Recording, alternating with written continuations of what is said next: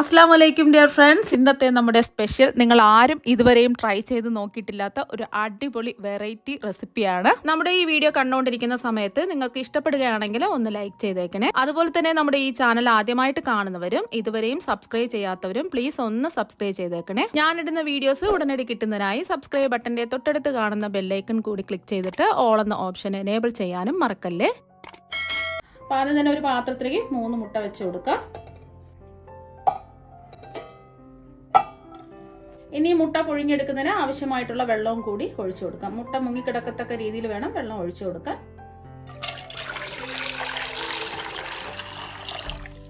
ഇനി medium flame വെച്ച് കൊടുക്കുക. ഈ മുട്ട ഒന്ന് പുഴുങ്ങിയെടുക്കുക. അപ്പോൾ മുട്ട പുഴുങ്ങാൻ വെച്ചിട്ട് ഒരു 10 മിനിറ്റായി. മുട്ടയൊക്കെ വെന്ത് വന്നിട്ടുണ്ട്. ഇനി ഫ്ലെയിം ഓഫാക്കി ഇത് ചൂട് മാറാൻ വേണ്ടിയിട്ട് നമുക്ക് മാറ്റി വയ്ക്കാം. ഇപ്പോൾ മുട്ടയുടെ ചൂട് ചെറുതായിട്ടൊന്ന് മാറിയതിന് ശേഷം അതിൻ്റെ തോടെല്ലാം പൊളിച്ച് മാറ്റിയിട്ടുണ്ട്. ഇനി ഈ മുട്ട ഒന്ന് ഗ്രേറ്റ് ചെയ്തെടുക്കാം. ഇനി ഈ മുട്ട ഒന്ന് ഗ്രേറ്റ് ചെയ്തെടുക്കാം. അതിന് വേണ്ടിയിട്ട് ഞാൻ ഇതുപോലെ ചെറിയ ഹോളുള്ള ഗ്രേറ്റർ കൂടിയാണ് ഈ മുട്ട ഗ്രേറ്റ് ചെയ്തെടുക്കുന്നത്. അപ്പം നമുക്ക് വലിയ ഗ്രേറ്ററൊക്കെ ആണെന്നുണ്ടെങ്കിൽ ചെറിയ ഹോളിൽ കൂടെ ഈ മുട്ട ഒന്ന് ഗ്രേറ്റ് ചെയ്തെടുക്കാം.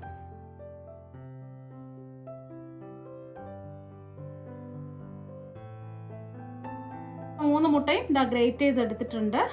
ഇനി ഇതിലേക്ക് 1/2 ടീസ്പൂൺ മുളക് പൊടി ഇട്ട് കൊടുക്കാം. ഇത് അധികം എരിവില്ലാത്ത കാശ്മീരി മുളക് പൊടി ആയതുകൊണ്ടാണ് ഒരു 1/2 ടീസ്പൂൺ എടുത്തിട്ടുള്ളത്. ഇത് അധികം എരിവൊന്നും ഉണ്ടാവില്ല. നല്ല എരിവുള്ള മുളക് പൊടിയാണെന്നുണ്ടെങ്കിൽ ഒരു 1/4 ടീസ്പൂൺ എടുക്കുക. അവരവരുടെ എരിവിനനുസരിച്ച് മുളക് പൊടി ചേർത്ത് കൊടുക്കുക. ഞാനിതിൽ പച്ചമുളകൊന്നും ചേർക്കുന്നില്ല, കുരുമുളക് പൊടി മാത്രമാണ് ചേർക്കുന്നത്. അപ്പോൾ അവരവരുടെ എരിവിനനുസരിച്ച് മുളക് പൊടി ചേർത്ത് കൊടുക്കാവുന്നതാണ്. ഒരു 1/4 ടീസ്പൂൺ മഞ്ഞൾപ്പൊടി, ഒരു 1/2 ടീസ്പൂൺ കുരുമുളക് പൊടി ഇട്ട് കൊടുക്കുക. അപ്പോൾ കുരുമുളക് പൊടി വേണ്ടാന്നുണ്ടെങ്കിൽ ഒരു 1/4 ടീസ്പൂണെങ്കിലും ഇട്ട് കൊടുക്കുക. അപ്പോൾ നിങ്ങളുടെ കയ്യിൽ കുരുമുളക് പൊടി ഇല്ലാന്നുണ്ടെങ്കിൽ ഒരു 1/4 ടീസ്പൂൺ മുളക് പൊടിയും കൂടി ചേർത്ത് കൊടുത്താൽ മതിയാകും. ഇനി ഒരു 1/4 ടീസ്പൂൺ ഗരം മസാല, ഒരു 1/4 ടീസ്പൂൺ വലിയ ജീരകം വറുത്ത് പൊടിച്ചതാണ്. പെരിഞ്ജീരകമാണ്, ചെറിയ ജീരകത്തിന്റെ പൊടിയല്ല, പെരിഞ്ജീരകത്തിന്റെ പൊടിയാണ് ഒരു 1/4 ടീസ്പൂൺ എടുത്തിട്ടുള്ളത്. ഇനി ഇതിലേക്ക് ആവശ്യത്തിനുള്ള ഉപ്പ് ഇട്ട് കൊടുക്കാം. ഞാനിപ്പോൾ ഒരു 1/2 ടീസ്പൂൺ ഉപ്പ് ഇട്ട് കൊടുക്കുകയാണ്. എന്നിട്ട് നന്നായിട്ടൊന്ന് മിക്സ് ചെയ്യാം. ഇതിൽ ഇഞ്ചി, വെളുത്തുള്ളി, പച്ചമുളക് അങ്ങനത്തെ സംഭവങ്ങളൊന്നും ചേർക്കുന്നില്ല. വഴറ്റിയെടുക്കേണ്ട ആവശ്യമൊന്നുമില്ല. പെട്ടെന്ന് നമുക്ക് ഈസി ആയിട്ട് ചെയ്തിട്ടെടുക്കാവുന്നതാണ്. ഉപ്പൊക്കെ അവരവരുടെ അളവിനനുസരിച്ച് ഉപ്പ് ചേർത്ത് കൊടുക്കുക. അപ്പോൾ മുട്ടയും പൊടികളും മിക്സ് ചെയ്തെടുത്തിട്ടുണ്ട്. ഇനി ഇതിലേക്ക് 2 കാര്യങ്ങൾ ചേർക്കാനുണ്ട്. കുഞ്ഞു കുഞ്ഞായിട്ട് കട്ട് ചെയ്തെടുത്ത സവാള, ഒരു സവാളയുടെ പകുതി സവാളയാണ് എടുത്തിട്ടുള്ളത്. അപ്പോൾ ഒരുപാട് സവാള ഇടണ്ട. അപ്പോൾ ചെറിയ സവാളയാണെങ്കിൽ ഒരെണ്ണം എടുക്കുക. ഒരു മീഡിയം സൈസ് സവാളയുടെ പകുതി സവാളയാണ് എടുത്തിട്ടുള്ളത്. അപ്പോൾ ചെറുതായിട്ട് കട്ട് ചെയ്തെടുക്കുകയോ അല്ലെങ്കിൽ ചോപ്പറിൽ വെച്ചിട്ട് ചോപ്പ് ചെയ്തെടുക്കുകയോ ചെയ്യാം. ഇനി ഇതിലേക്ക് കുറച്ച് മല്ലിയിലയും കൂടി ഇട്ട് കൊടുക്കാം. അപ്പോൾ മല്ലിയില ഇഷ്ടമാണെന്നുണ്ടെങ്കിൽ കുറച്ച് മല്ലിയില ഇട്ട് കൊടുക്കുക. അല്ലാന്നുണ്ടെങ്കിൽ കറിവേപ്പില ചെറുതായിട്ട് കട്ട് ചെയ്ത് ഇട്ട് കൊടുത്താലും മതി. ഇതും കൂടി ചേർത്ത് ഒന്ന് മിക്സ് ചെയ്യാം. അപ്പോൾ നമ്മളിതിൽ സവാള ഒന്നും വഴറ്റുന്നില്ല, വഴറ്റാതെയാണ് നമ്മളിതെല്ലാം ചെയ്തിട്ടെടുക്കുന്നത്. അതുപോലെ തന്നെ ഇഞ്ചി, പച്ചമുളക്, വെളുത്തുള്ളി അങ്ങനത്തെ സംഭവങ്ങളൊന്നും വേണ്ട. നന്നായിട്ട് ഒന്ന് മിക്സ് ചെയ്തെടുക്കാം. അതാ ഒന്ന് മിക്സ് ചെയ്തെടുത്തിട്ടുണ്ട്. ഈ ഒരു സമയം ഉപ്പൊക്കെ ഉണ്ടോ എന്നൊന്ന് ചെക്ക് ചെയ്ത് നോക്കുക. ആവശ്യത്തിനുള്ള എരിവുണ്ടോ എന്നൊന്ന് ചെക്ക് ചെയ്ത് നോക്കുക. എന്നിട്ട് ആവശ്യത്തിന് മുളക് പൊടിയോ കുരുമുളക് പൊടിയോ ചേർത്ത് കൊടുക്കാവുന്നതാണ്. ഇപ്പം ഞാൻ ഇട്ടതെല്ലാം കറക്റ്റാണ്. ഇട്ടയുടെ മിക്സ് ഇതാ ഇവിടെ റെഡി ആയിട്ടുണ്ട്. ഇതിവിടെ ഇരിക്കട്ടെ. ഇനി ഒരു ബൗളിലേക്ക് 250 ml കപ്പിന് 1.5 കപ്പ് ഗോതമ്പ് പൊടി ഇട്ട് കൊടുക്കാം.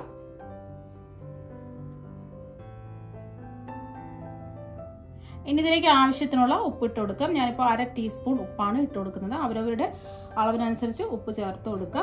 അതുപോലെ തന്നെ ഇതിലേക്ക് 2 ടീസ്പൂൺ എണ്ണ കൂടി ഒഴിച്ചു കൊടുക്കുക. അപ്പോൾ ഏത് എണ്ണ വേണമെങ്കിലും എടുക്കാവുന്നതാണ്. ഞാനിപ്പോൾ വെളിച്ചെണ്ണയാണ് എടുത്തിട്ടുള്ളത്.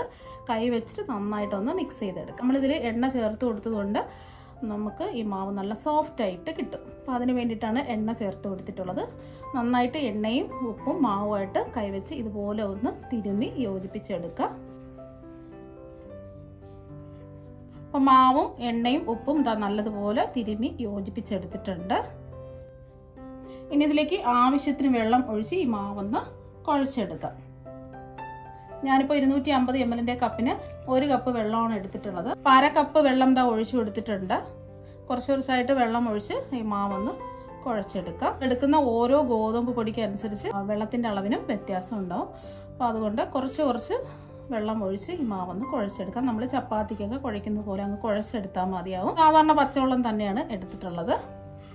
വീണ്ടും കുറച്ച് വെള്ളം ഒഴിച്ചു കൊടുക്കാം.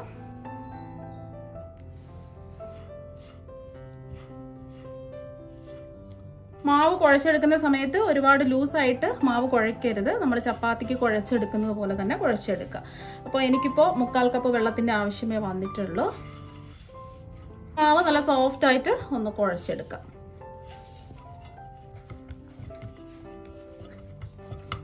അപ്പോൾ മാവ് നല്ല സോഫ്റ്റായിട്ട് ഇതാ കുഴച്ചെടുത്തിട്ടുണ്ട്. 1-2 മിനിറ്റെങ്കിലും ഇതുപോലെ മാവ് സോഫ്റ്റായിട്ട് കുഴച്ചെടുക്കുക. ഇനി മാവ് കുറച്ചും കൂടെ ഒന്ന് സോഫ്റ്റായി കിട്ടുന്നതിന് വേണ്ടിയിട്ട് കുറച്ച് സമയം ഒന്ന് മൂടി വയ്ക്കാം. ഇപ്പം നമ്മൾ മാവ് കുഴച്ച് റെസ്റ്റ് ചെയ്യാൻ വെച്ചിട്ട് ഒരു 10 മിനിറ്റ് ആയിട്ടുണ്ട്. മാവ് കുറച്ചും കൂടെ സോഫ്റ്റ് ആയിട്ട് വന്നിട്ടുണ്ട്. ഇനി ഈ മാവ് നമ്മൾ ചപ്പാത്തിക്കൊക്കെ കുഴയ്ക്കുന്ന പോലെ ചെറിയ ചെറിയ ഉരുളകളായിട്ട് ഒന്ന് ഉരുട്ടിയെടുക്കാം.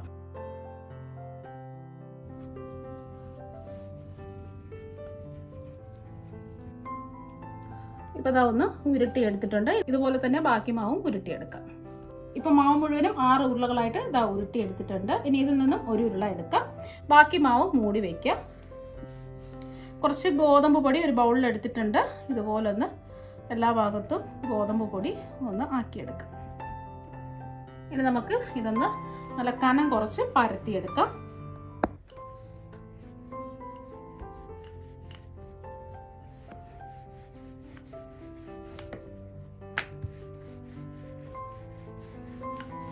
ഇപ്പം അതാ കനം കുറച്ച് ഇതൊന്ന് പരത്തി എടുത്തിട്ടുണ്ട്. ഈ ഒരു കനത്തിൽ നല്ല കനം കുറച്ച് പരത്തിയെടുക്കാം. ഇനി ഇതിൻ്റെ ഒരറ്റത്തായിട്ട് ഫില്ലിങ് വെച്ച് കൊടുക്കാം.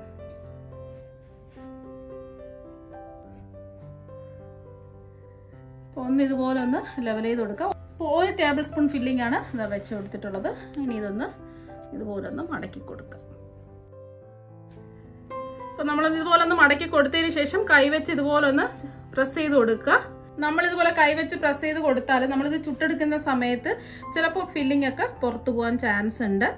അപ്പോൾ അതുകൊണ്ട് ഒരു ഫോർക്ക് കൊണ്ട് ഇതുപോലെ ഒന്ന് പ്രസ് ചെയ്ത് കൊടുക്കുക. അപ്പോൾ ഫില്ലിംഗ് ഒന്നും പുറത്ത് പോവാതെ നല്ല കറക്റ്റായിട്ട് നമുക്ക് ചുട്ടെടുക്കാൻ പറ്റും. അപ്പോൾ നല്ലൊരു ഡിസൈനും കിട്ടും, ഫില്ലിംഗ് ഒന്നും പുറത്ത് പോവുകയില്ല.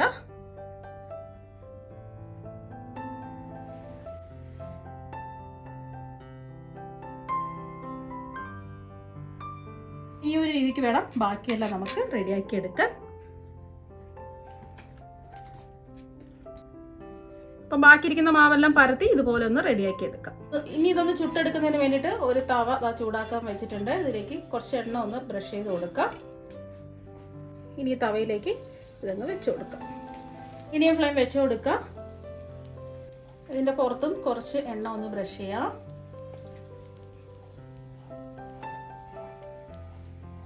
ഒരു 10-15 സെക്കൻഡ് ആകുമ്പോൾ ഇതൊന്ന് തിരിച്ചിട്ട് കൊടുക്കാം.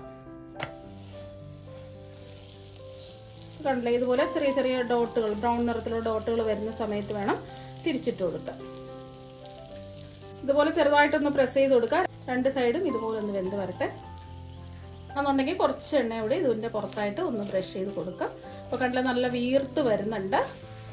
അപ്പോൾ പെട്ടെന്ന് നമുക്ക് റെഡിയാക്കി എടുക്കാവുന്നതേ ഉള്ളൂ. ഇതിൻ്റെ ഉള്ളിലുള്ള ഫില്ലിംഗ് ഒക്കെ നല്ലോണം ചൂടായി നമുക്ക് കഴിക്കാൻ പാകത്തിന് റെഡിയായി കിട്ടും. നമുക്കിത് വഴറ്റിയെടുക്കേണ്ട ആവശ്യമൊന്നുമില്ല.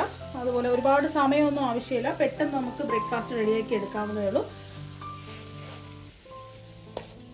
കണ്ടില്ലേ, 2 സൈഡും ഇതാ റെഡിയാക്കി കിട്ടിയിട്ടുണ്ട്. നല്ലോണം വീർത്തൊക്കെ വന്നിട്ടുണ്ട്. അപ്പോൾ ഇതുപോലെ നമുക്ക് ബാക്കിയെല്ലാം ചുട്ടെടുക്കാം. ഇപ്പം നമ്മുടെ എഗ് പൊറോട്ട ഒക്കെ ഇതാ ഇവിടെ റെഡി ആയിട്ടുണ്ട്. 3 മുട്ട വെച്ച് അടിപൊളി ടേസ്റ്റുള്ള ഫില്ലിങ് വെച്ചിട്ടുള്ള എഗ് പൊറോട്ട അത് ഇവിടെ റെഡി ആയിട്ടുണ്ട്.